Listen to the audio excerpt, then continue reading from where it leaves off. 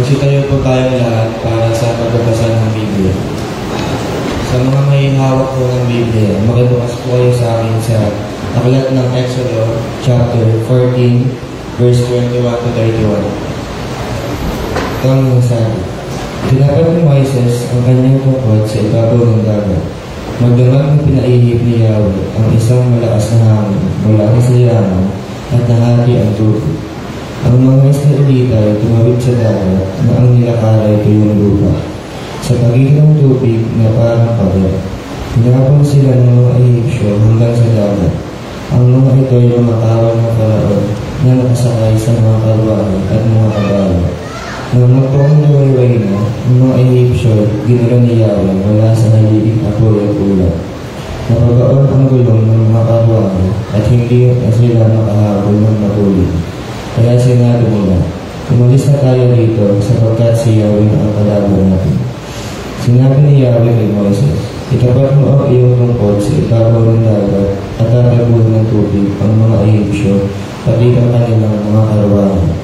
Ganoon nga ang ginawa ni Moises. At sa pagbubuang liwayway, anong galing sa dati ang dagat. Ang mga Ehipsyo ay nagsigat makatakas, ngunit nalakas ni Yahweh ang pagdagsa ng tubig, kaya't nalunod silang lahat. Nung bumalik sa dati ang dagat, nagkagulan ang mga kabahay ng Faraon, pati ang kanyang buong hukbo at wala ni isang nakatira. Ngunit ang mga Israelita ay nakatawid sa dagat, na tuyong lupa ang dinaanan, sa pagitan ng tubig na parang pader. Nang araw na iyon, ang mga Israelita ay naligtas ni Yahweh sa mga Ehipsyo. Nakita nila ang bangkay ng mga Ehipsyo nagkalat sa tabing dagat. Dahil sa kapangyarihan at pinakita ni Yahweh laban sa mga Ehipsyo, nagkaroon sila ng takot sa kanya at sumampalataya sila sa kanya at sa likod niyang si Moses. Purihin po sa ng Diyos at welcome po natin ang kanyang lingkod, Pastor Albert Caravan.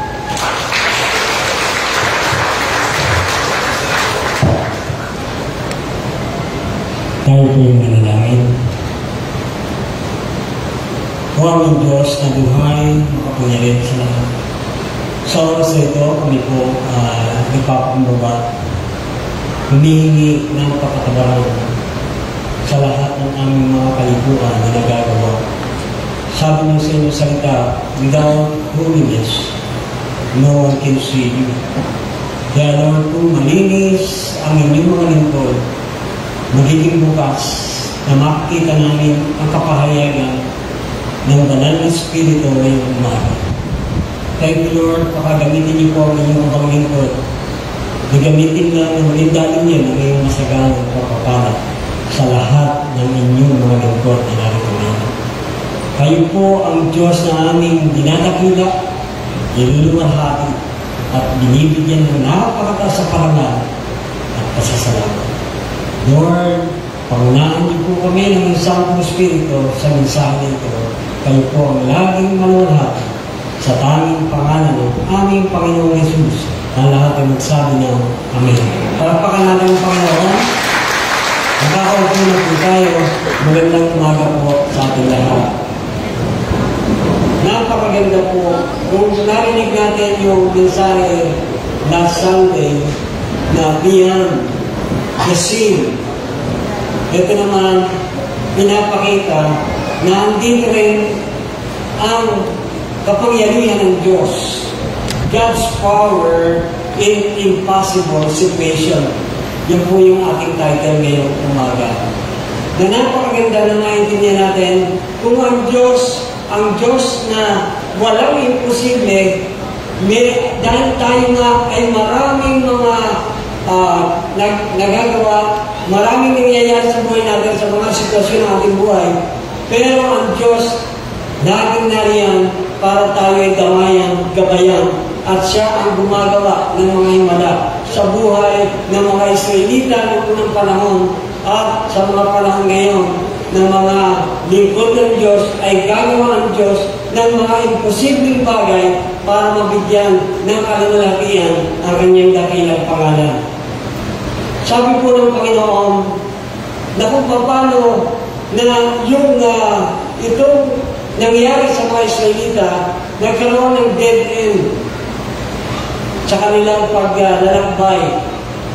Sa likod nila, humahabol ang mga Pharaoh's army at nasa harapan naman nila, nasa kung sila, doon sa Red Sea. Kaya wala na silang babalingan pa. Pero yun ay planahan ng Diyos na ginawa ng Panginoon. Planahan niya ito para lahat ng umaaway sa Panginoon at maipakita yung kapangyarihan ng Diyos, ipiniginagawa ng Diyos. God will make a way where there seems to be no way. Kahit ito ay dead end, talagang nasa na tayo, wala tayong susulingan kundi ang Diyos. Lahat sa buhay natin, kung may crisis tayo, kung meron tayong mga circumstances, may mga problema, isa lang ang lalapitan natin, Diyos lang at wala ng iba. God's showing in this message, nothing is too hard for thee. Nothing is too difficult for thee. Walang mahirap sa Diyos. Wala akong mahirap sa Diyos. Kahit anong napakabigat na pagsubok meron ka, kaya ng Diyos to solve yan. Tutulungan tayo ng Diyos. The story teaches us that God specializes in impossibilities and His power is still at work in our lives today. Kung ang Diyos ay kumilos ng unang panahon, sa panahon ni Moses, sa panahon natin ngayon, kumikilos ang Diyos. Akala lang natin, kaya nga beyond the scene, akala natin hindi kumikilos ang Diyos, kumikilos ang Diyos. May kapangyarihan ng Diyos na siyang tumutulong sa atin para tayo ay gabayan. Pagtagumpayan tayo ng Diyos ay ang Diyos ng tagumpay at isasama tayo sa parada ng mga tagumpay. Yan ang Diyos natin. As we explore this miraculous event, let us trust Him to do the impossibilities in our circumstances. Talagang itiwala natin ang ating mga sarili. Kung sasabihin natin, Lord, surrender na po ako. Kayo na po ang bahala. At doon ay gagawa ng Diyos ng himala sa buhay natin. At ipararanas. Marami na po ang nakakaranas ng himala. Yung mga pinagagaling ng Diyos. Sino po ba mga pinagalingan ng Diyos dito? Taas sa kamay. Napakarami. Napakaraming ginawa ang Diyos ng mga miracle sa buhay natin. Kaya nga naibibigay natin yung mga patotoo, mga testimony, na kung paano ang Diyos kumilos sa buhay natin. Lalang natin, hindi man natin ini-expect yung gano'n, pero ang Diyos ay talagang buhay na gumagawa sa buhay natin. How God shows His power in impossible situation. Number one, because God has sovereign plan in our life. Sovereign plan. May plan ang Diyos. Plan ang lahat. Yung ginawa ng Panginoon, doon sabi nga ng Exodus chapter 14, verse 22. Ang mga Israelita ay tumawid sa dagat na ang nilakaran ito yung lupa sa pagitan ng tubig na parang pader. Planado yan ng Diyos. Kaya sinabi kay Moses, itapat mo ang iyong tungkod sa dagat at hahatiin niya yun. Nakakita natin kung paano tiniyo ng Diyos.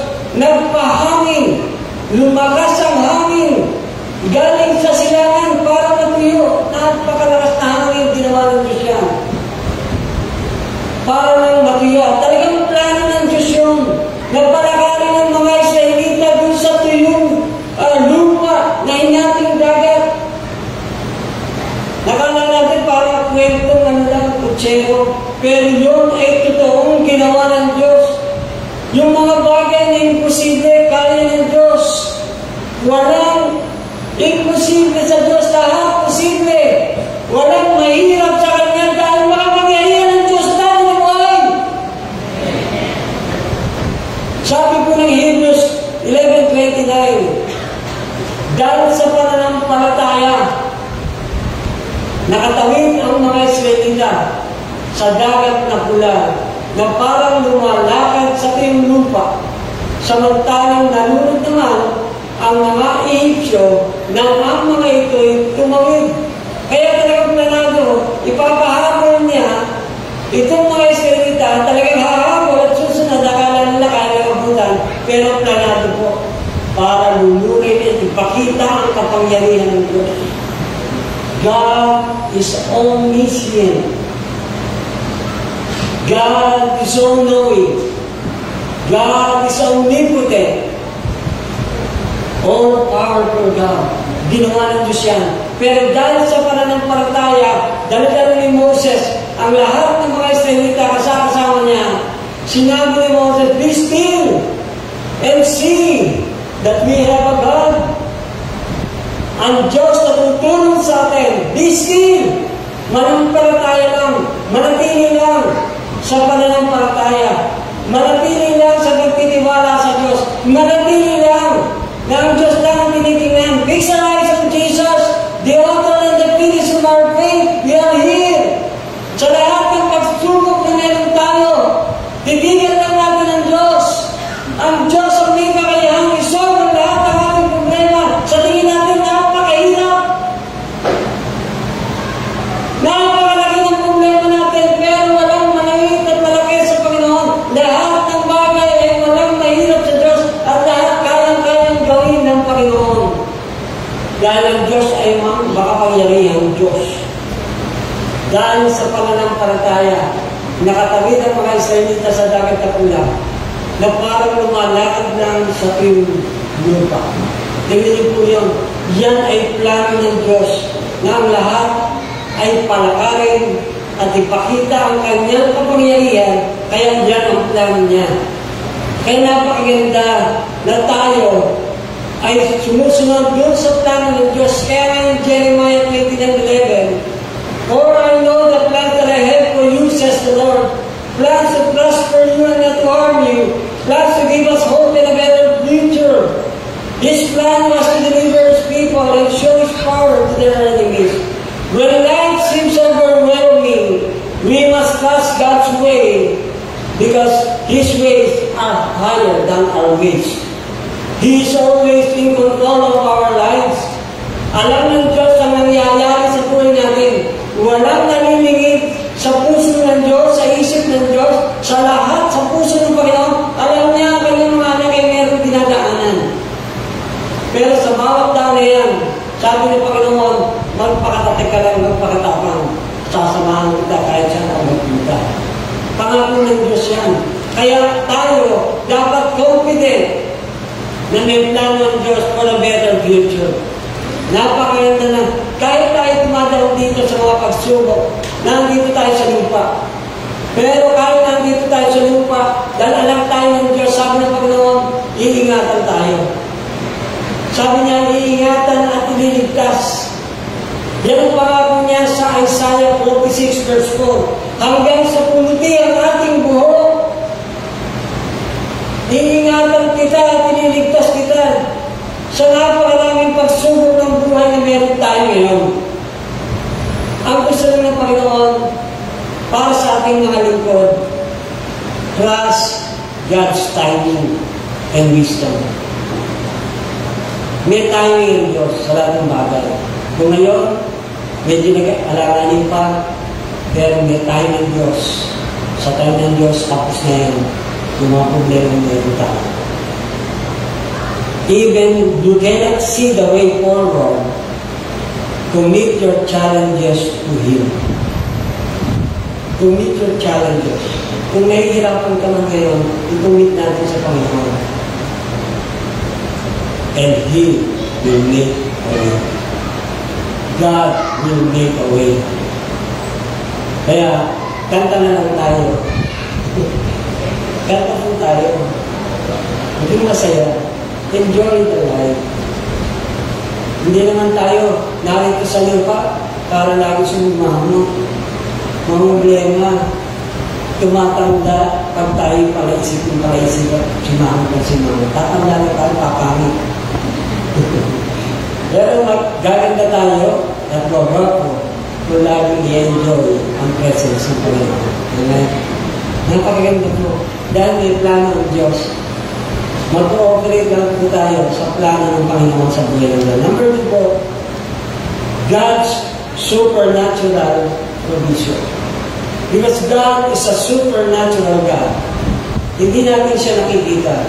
Hindi siya namumuhay sa natural na katulad natin. Hindi siya mag-move tayo in the natural. Pero ang gusto ng Panginoon, lagi tayo mag-move in the Spirit of God because God is Spirit. Kaya yung provision niya na binibigay sa atin, dapat tandaan natin, sabi ng Exodus 14:21, itinapat ni Moses ang kanyang tungkod sa ibabaw ng dagat. Magdamag na pinaihip ni Yahweh ang isang malakas na hangin mula sa silangan at nahati ang tubig. Ito po yung provision niya. Sabi niya kay Moses, itapat mo na yung tungkod mo sa ibabaw ng dagat. Tapos, paihipin ko, sabi ni Yahweh, ang isang malakas na hangin mula sa silangan. Yun ang ginawa ng Diyos para matuyo ang dagat. At yung mga tubig sa kaliwa at sa kanan, parang pader siya. Nahati ang tubig. Nakita niyo po, tinuyo niya yun. Yung dagat, para nakaran ng kanyang mga mahal. Kaya ngayon ang sabi ng Panginoon kung titingnan natin, i-connect natin ito sa awit 23, verse 1 to 6. Yun ang gusto ng Panginoon. Sabi niya, na kahit na tayo ay may mga laban ng buhay, laging ang Diyos ay nakabantay. Hindi tayo pababayaan. Pag may kakulangan, sabi niya, bibigyan tayo ng mga pangailangan natin. Yung mga green grass, sabi niya, yung ating kaluluwa ay laging ginagabayan ng Diyos, iniingatan ng Diyos. Yung provision ng Panginoon dito sa mga Israelita, pinalakad sila doon sa tuyong lupa, sa dagat, na napakaganda ng senaryo. Kung titingnan natin ito, kung tayo ay naroon sa gitna ng dagat na iyon, nakikita natin yung mga ginawa ng Panginoon. Talagang hindi makakalimutan. Yun na sinabi ng mga Israelita. Naaalala nila na kung paano sila niligtas ng Diyos, si Yahweh. Kung paano binigyan ng banal na Espiritu na ginagabayan itong si Moses, yun ang inaalala ng mga Israelita. Yung provision ng Panginoon na ang Diyos ay gumawa ng hangin na ang pakalakas para tuyuin yung dagat na iyon. At yung tubig na magkabila may harang para hindi babalik agad. Kaya may timetable. Pagkalagpas ng mga Israelita sa kabila, agad-agad yung lahat ng harang na yun, pinanggal ng Panginoon at nalunod ang mga Ehipsyo. At nakita na pagkatapos ng napakaraming bangkay ng mga Ehipsyo, mga Pharaoh's army, nakita natin sa buhay din natin po na sa ating Panginoon. Merong mga supernatural provision ng Panginoon. Na hindi natin nasa. Na ito supernatural. Yung healing na ginagawa ng Panginoon sa atin, yung kahit na sinabi ng doktor, mamamatay ka na, pero dahil nga may provision ng Diyos sa buhay na walang hanggan, buhay na kalakasan, ibinibigay ng Panginoon. Kailangan tayo dapat maniwala. Ang kailangan lang pananampalataya na ang Diyos magbibigay ng supernatural provision for every child of God. Sabi ng Isaiah 63 verse 11 to 13. Pagkatapos na alala nila ang panahon ni Moses, ang lingkod ni Yahweh, ang tanong nila, nasaan na si Yahweh? Na nagligtas sa mga pinuno ng kanyang bayan nang sila'y tumawid sa dagat ng mga tambok. Nasaan na si Yahweh na nagbigay ng kanyang banal na Espiritu kay Moses. Sa pangalan ni Yahweh, hinawi ni Moses ang tubig ng dagat. Kaya hindi si Moses ang gumawa nito. Ginamit lang siyang danuyan para yung pangalan ng Panginoon ay laging maitaas doon sa nangyari, doon ang panahon na yun, doon sa Red Sea. At siya natanggap sa lahat para sa kanyang sarili. Kaya sabi ng Panginoon, the nobleman. Verse 13, natawid nila ang karagatan sa tulong ni Yahweh. Parang kabayang matatag na hindi nabuhal. Ganun din tayo mga Kristiyano. Natatawid natin ang anumang dagat ng pagsubok dahil sa tulong ng Panginoon. Kahit na anumang bundok, natatawid natin, matatawid natin sa tulong ng Diyos na buhay. Kaya lahat tayo dapat maniwala lang na laging gumagawa ang Diyos ang siyang kumikilos. God provided a supernatural way of escape for His people. At sinabi ng Panginoon yan sa 1 Corinthians 10:13, there's a way of escape. Sinasabi ng Panginoon na kahit anumang pagsubok na meron tayo, ang Diyos ang gagawa para makalampas tayo dyan. Pag hindi mo na kaya, sabi mo, Lord, surrender na ako. Siya na ang gagawa. Kung tayo man nahihirapan ngayon, sabihin lang natin, sa panahon na kailangan natin, sabi ng Panginoon, pag hindi na natin kaya, Lord, take it away. Ikaw na po para. Kaya God will provide a supernatural way of escape for His people, turning the sea into dry land. Turning yung mga dagat ng ating buhay, ng mga pagsubok, tutuyin ng Diyos dahil siya ang gagawa ng mga kaparakangan. Lahat tayo, this shows His ability to provide in ways beyond human understanding. Limitado po ang ating mga pag-iisip. Pero ang Diyos, we have a God that unlimited in His thinking. He is the God who meets needs and overcomes barriers and creates new paths. He provided for Israel, He will provide for us today. Ang Diyos ay mag-provide ng lahat ng kakailanganin natin. Ang kailangan lang ay laging mag-rely sa Panginoon. Always dependent on God. Depend on God. Kaya ngayon sinabi ng Panginoon, Philippians 4:19, our God shall supply all our needs according to the riches in glory in Christ Jesus our Lord. Rely on God's provision in every area of our life. Rely.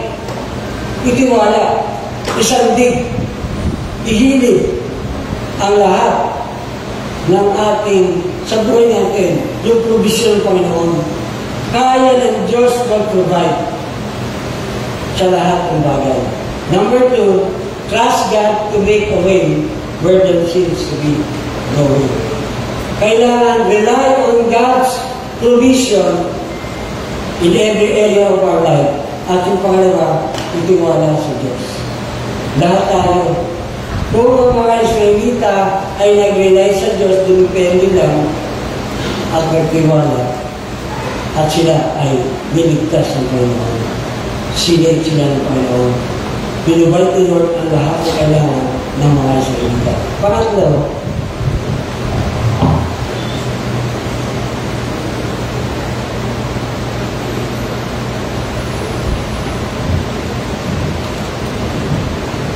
po,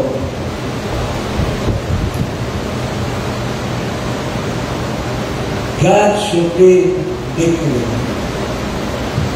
In Exodus 14, verse 30, nang araw na iyon, ang mga Israelita ay iniligtas ni Yahweh sa mga Egyptio. Nakita nila ang mangkay ng mga Egyptio nagkalat sa tabing dagat. Nakita natin dito, sa araw na iyon, nakita yung lahat na ginawa ng Diyos sa pagliligtas at ito ay isang tagumpay. Gusto ng Panginoon, ganyan din po tayo. Laging, pag nag-relay tayo doon sa plano, doon sa provision ng Panginoon, maranasan natin yung tagumpay na sinasabi ng Panginoon dito sa mga Israelita at ganoon din sa buhay ng kanyang mga lingkod. Sabi po ng Isaiah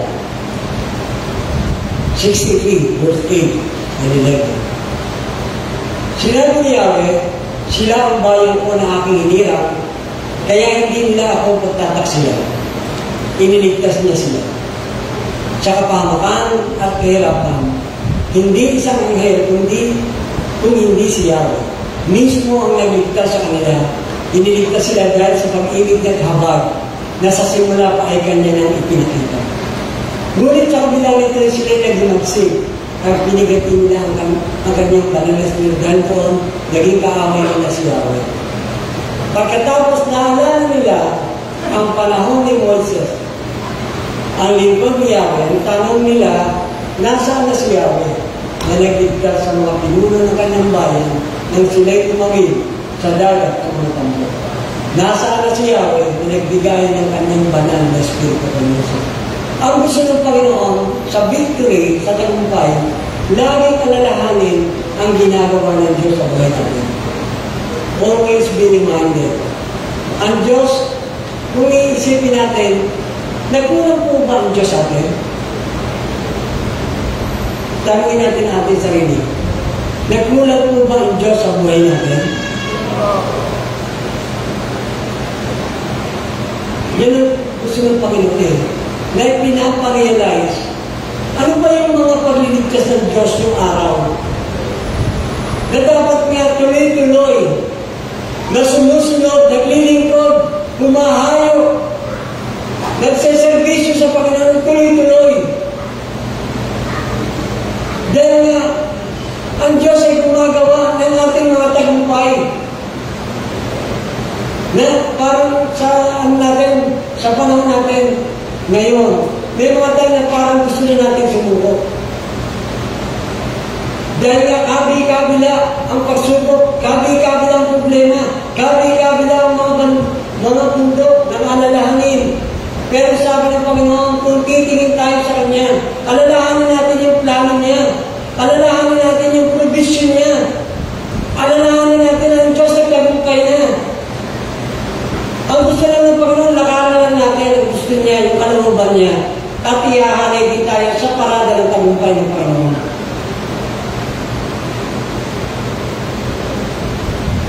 The miracle at the Red Sea was not just about escape. It was about victory. God not only delivers them, but also defeated their enemies, proving His supremacy. His miracles are always for His glory and ultimate proof of His skill. Sabi ng Panginoon, today, He still brings victory in our battles when we trust Him completely. Kailangan lang magtiwala tayo ng lubusan sa Kanya. Kaya nga laging pinapaalala ng Diyos na magtiwala ng buong puso at lubusan at huwag manangan sa sarili nating kakayanan. Huwag magtiwala sa sarili nating galing. Ang Diyos ang magaling, pagtiwalaan natin ang mga salita ng Diyos. Kaya nga sabi ng Panginoon, iniipit kita para gawin ang aking kalooban. Iniipit kita, sabi ng Panginoon, for every good works. Yung good works na ginagawa natin, para sa Diyos. Kaya hinahanay tayo lagi sa tagumpay. Ang kailangan lang magtiwala ng buong buo sa Panginoon. Huwag natin pag-alinlanganan ng Diyos. Bakit ba tayo may trials ngayon? Bakit ba tayo dumadaan sa mga pagsubok na yan? Pwede ba, Lord? Huwag na. Lumampas na sa akin ang sarang ng kahirapan na yan. Ano sabi ng Panginoon? Mangyari ang iyong kalooban, mga kapatid. Doon sa Garden of Gethsemane, kung tayo ay nasa panalangin, kung tayo ay nasa in contact with God, in connection with God, sasabihin natin, kahit may trials ka ng bigat, let your will be done. let your will be done. Kahit mahirap. Pero dadaanan ko dahil yan ang magpapatatag sa akin bilang isang tunay na mananampalataya ng ating Diyos na buhay. Ang gusto ng Panginoon, let's always celebrate God's victories in our life. Celebrate God's victories in our life. Sino ang nakaranasan ng napakaraming tagumpay sa kanyang paglalakbay sa mundo ito? Amen. Sa lahat na nagtagumpay, palakpakan natin ng Panginoon. Hallelujah. Surrender your struggles to Him. Para makita mo, ibig sabihin, pag kinukumit natin ang lahat at sinusurrender ang lahat ng ating struggle in life, sabi mo, Lord, ikaw lang po ang aking pinagtitiwalaan. Ikaw lang po ang aking sinasandalan at wala na pong iba. And knowing that He will fight for us, alam natin na ang Diyos ay lumalaban para sa atin. Hindi tayo nag-iisa sa laban natin ng buhay. Amen? Kaya nga lahat, kung tayo man ay may laban ngayon, hindi ka nag-iisa. Kasama natin ang Diyos sa laban na yan. And guarantees Ryan. Kasi pinapanalunan ng Diyos, nagpo-provide ng Diyos para doon sa bagay na yung struggles in our life at ginagalantihan ang tagumpay sa lahat ng mga lingkod ng Diyos. Lahat po tayo. Kaya dapat lang natin magpasalamat. Kaya tawagin tayo mamaya ng pasasalamat sa Diyos. Tawagin natin ang Hosana in the highest. Ibig sabihin, tagumpay tayo, lagi natin bibigyan ng parangal ng Diyos sa bawat araw ng ating buhay. The God's supreme victory na kailangan alam natin dahil meron nila ng Diyos, may pinubay ng Panginoon na lahat ng gagawin para tayo magtagumpay. Para sa ating conclusion, the God who parted the Red Sea is still the same today. He specializes in impossible situations. He provides for His people. Ang Diyos ang nagpo-provide ng lahat ng pangailangan natin in all aspects, in all areas of our life, and He will secure victory over every obstacle in our life. Ang kailangan natin, trust Him to work miracles in our life, that God will work miracles in our life, just He did for us in life. Kahit may dead tayo, lagi tayong ang Diyos. Ang ating mata, fix our eyes on Jesus, the author and the finisher of our faith. Sa Diyos po, ang napakataas. Actually, tayo